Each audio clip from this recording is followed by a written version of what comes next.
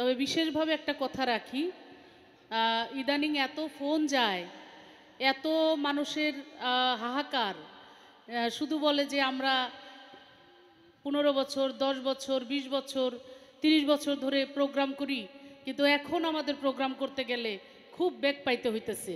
বেশিরভাগ সময় আমাদেরকে বিভিন্ন অজুহাতে পারমিশন দেওয়া হচ্ছে না।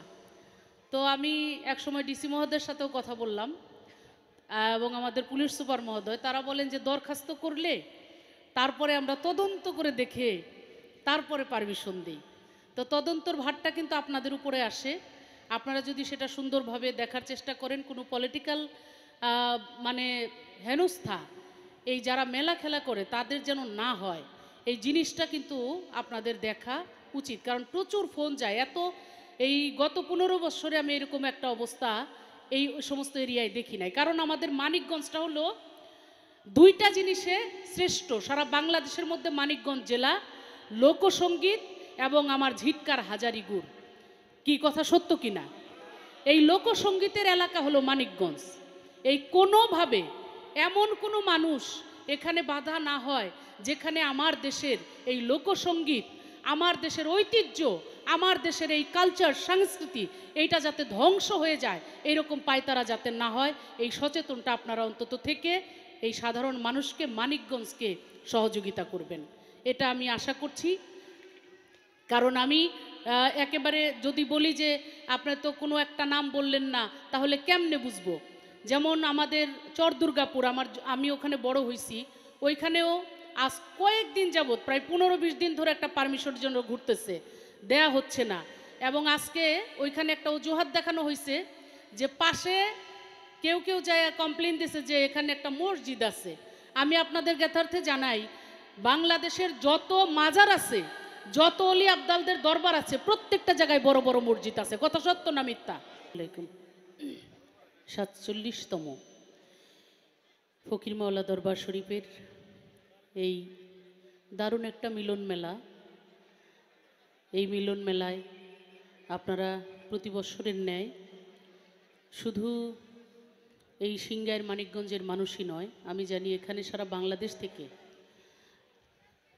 ফকির মাওলা দরবার শরীফের এই ভক্ত আশেকান আপনারা এই দিনটির জন্য অপেক্ষা করেন। এবং আপনারা কোনো দাওয়াত লাগে না, এটা যেন আজীবনের দাওয়াত। শুধু আপনারা তারিখটা মনে রাখেন এবং এই আজীবনের দাওয়াত আপনাদের কাছে থাকে। আপনারা প্রতি বৎসরই এই অনুষ্ঠানটা আরও সুন্দর করার জন্য, আরও আনন্দ করার জন্য আপনারা ছুটে আসেন। ভক্ত আশেকান যারা, তাদের সকলের প্রতি আমার সালাম শ্রদ্ধা থাকলো, ফকির মাওলা দরবার শরীফের প্রতি ভক্তি শ্রদ্ধা রেখে। এবং এখানে যারা ভক্ত আশেকানের বাইরেও বন্ধু বান্ধব যারা আছেন, আমাদের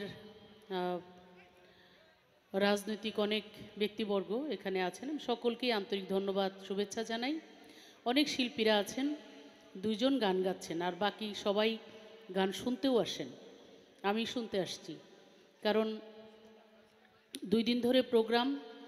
আমি গদিনিসীন এই ফকির মাওলা দরবার শরীফের পীরজাদা আমাদের আবু নঈম বাসার মেয়র সিংগাইর পৌরসভা, আমি জিজ্ঞেস করছিলাম যে কবে কার গান আছে। তো আজকের এই রাতটা যখন শুনলাম যে আমাদের মানিকগঞ্জের মানিক, এবং মানে কয়টা গুণ বলবো, এত গুণ, মানে যে মানুষটার মধ্যে, তার লেখনির মধ্যে, যার লেখা গান আমরাও প্রতিনিয়ত গাই, এবং তার লেখা গান স্টেজে না হইলে মানে জমেই না। মুক্তা যখন বন্ধনার পরে গান গাওয়া শুরু করছে, আমি তো ভাবতেছিলাম আবুল সরকার ওইটা কী গাবে, সব আবুল সরকারের গানই তো গাওয়া শেষ করে দিতেছে। হ্যাঁ, মানে মুক্তা আবার অনেক চালাক, জানে যে ওই গান দিয়ে জমাবেন আপনি, দাঁড়ান আমি আগেই জমাই নেই। আর মুক্তার সুরের কথা আর কি বলবো, আমি 2 একজনের গান শুনলে তার মধ্যে একজন মুক্তা, ওর গান আমি শুনি, মানে দারুণ কণ্ঠ, কোথার থেকে যে ওর সুর আসে আল্লাহ মাবুদ জানে, এত সুন্দর করে গান করে।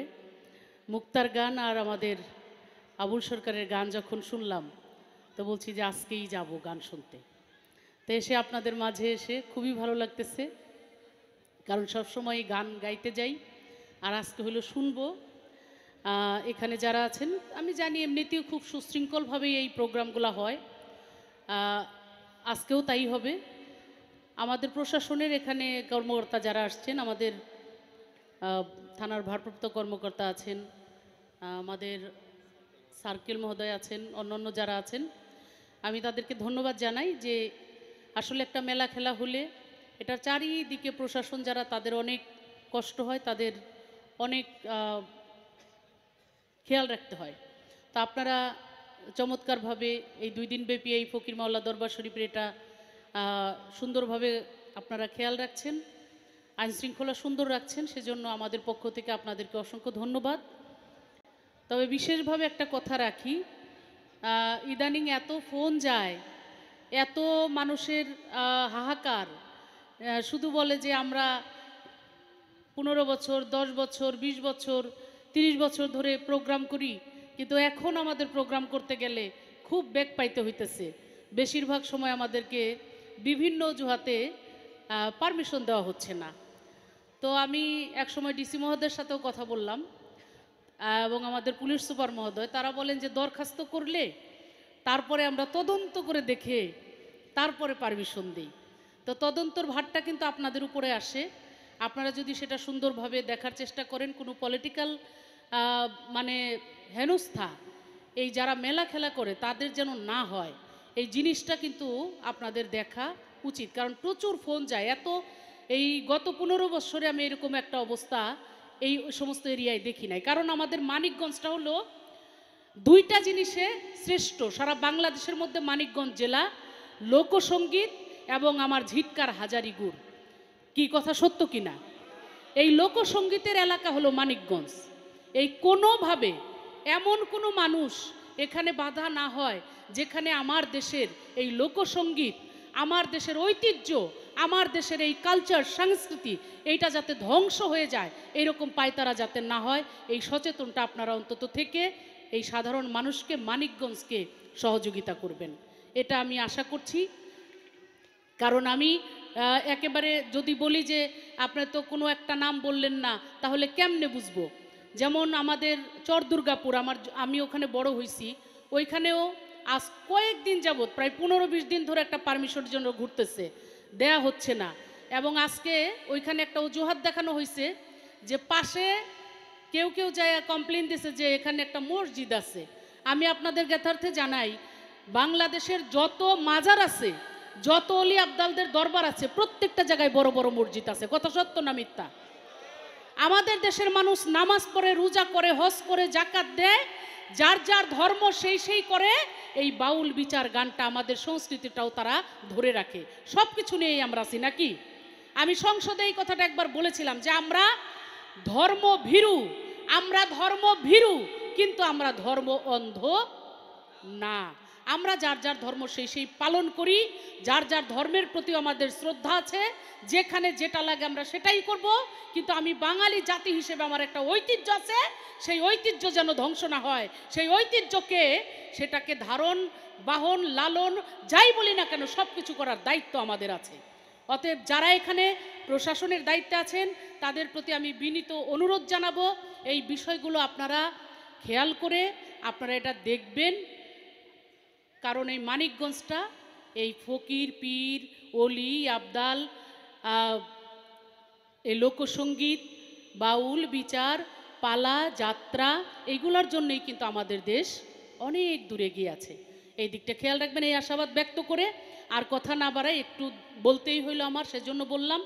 আমাদের 2 জন বড় শিল্পী, তাদের আমরা গান শুনবো।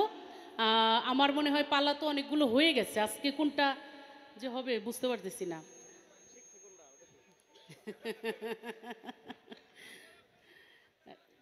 কি দিবে? হ্যাঁ হ্যাঁ, নবুয়াত বেলায়েতের কথা বলছিল, এটা কি কি করবে সরকার, কি বলে? হ্যাঁ, হতে পারে মানে। আচ্ছা ঠিক আছে, আজকের পালা হবে নবুয়াত এবং বেলায়েত।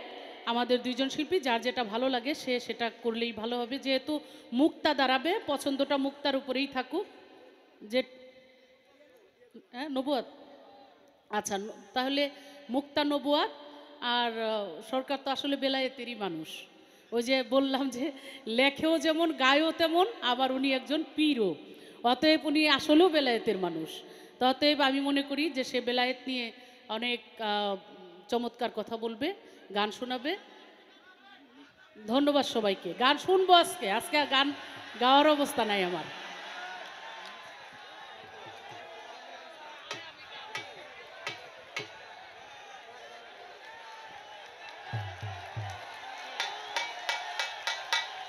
Hello hello. আরে গান শুনতে আসছি, আজকে একটু গান শুনি, আর একদিন গায়ে দিব মনে। গান একটাও মনে নাই আমার। Hello hello.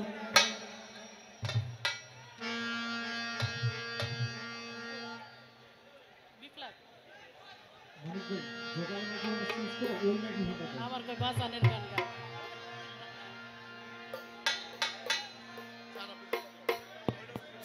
বি ফ্ল্যাটে ধরছো?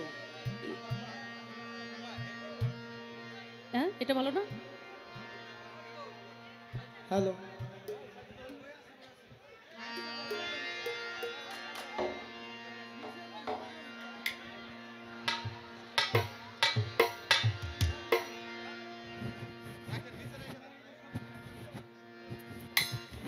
আচ্ছা আমি হ্যালো হ্যালো ছোট্ট করে আসলে পালা গানই আমরা শুনবো। আমি আসি, ভালো লাগলে আবার মাঝখানে এসে গায়েও দিতে পারি। কিন্তু এখন আপনারা যেহেতু আবদার করছেন, আমি ছোট্ট করে একটু একটা গান, অনেক পুরনো ক্যাসেটের সময় গাইছিলাম বোধহয় কোথাও, একটু মনে করে আমি গাওয়ার চেষ্টা করি। হ্যালো।